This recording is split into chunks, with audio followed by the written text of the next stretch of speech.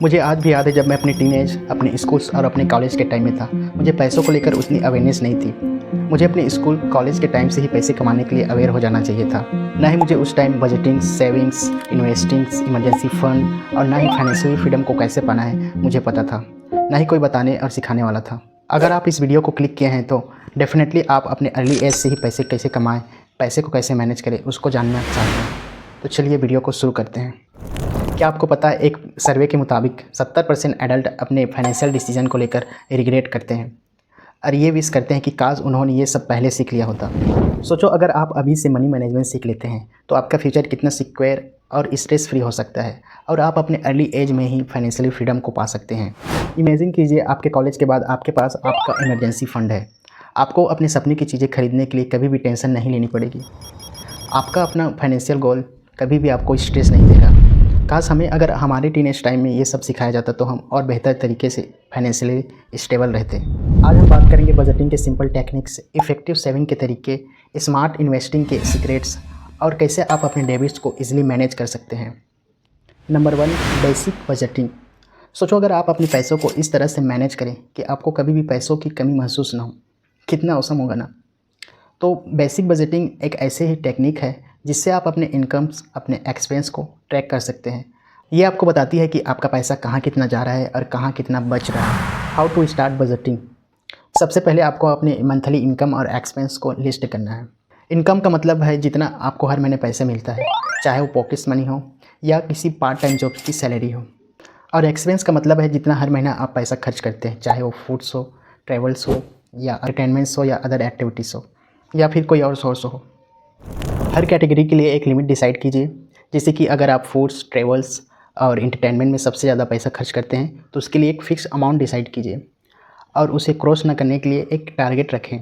साथ ही सेविंग के लिए भी गोल सेट रखें। ये आपको डिसिप्लिन बनाने में मदद करेगा। ट्रैकिंग और एडजस्टिंग।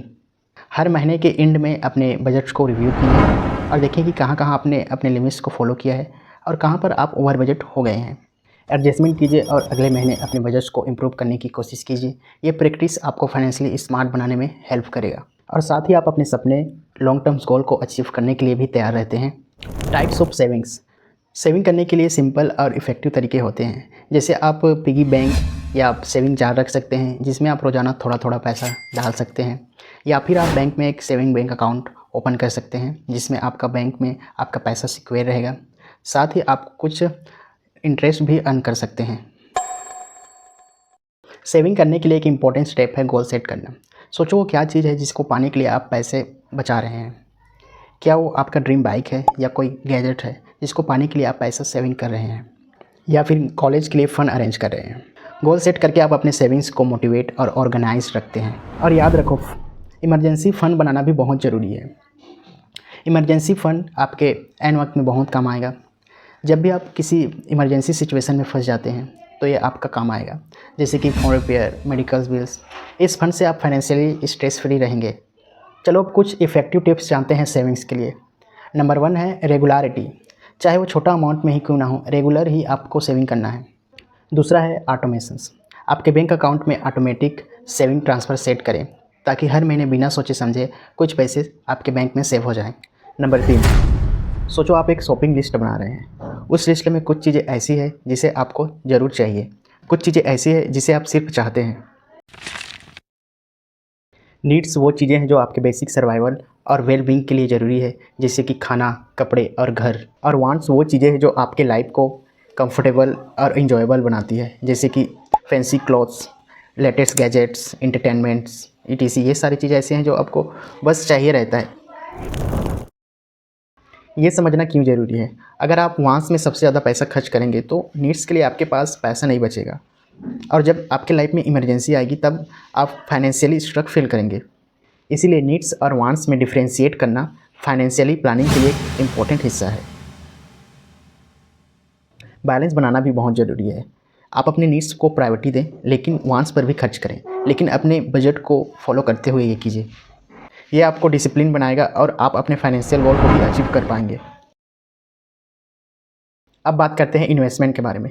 इन्वेस्टमेंट के बेसिक कंसेप्ट को भी सीखना बहुत ज़रूरी है, जैसे स्टॉक मार्केट, म्यूचुअल फंड्स और लॉन्ग टर्म इन्वेस्टमेंट के ऑप्शन को भी एक्सप्लोर करें। आज के डिजिटल ज़माने में बहुत सारे रिसोर्सेस अवेलेबल है जहाँ से आप इन्वेस्टमेंट के बारे में सीख सकते हैं।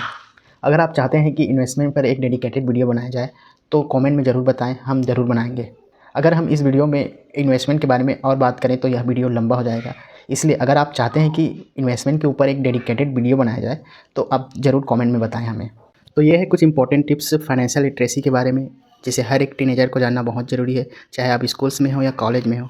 अभी से फाइनेंशियल लिटरेसी के बारे में आप जान जाएंगे तो आगे चलकर आपको फाइनेंशियली इंडिपेंडेंट होने में आपका हेल्प करेगा। अगर आपको यह वीडियो अच्छा लगा तो शेयर करें, लाइक करें और कमेंट में अपनी राय ज़रूर दें।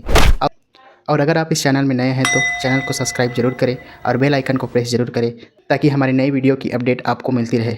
धन्यवाद।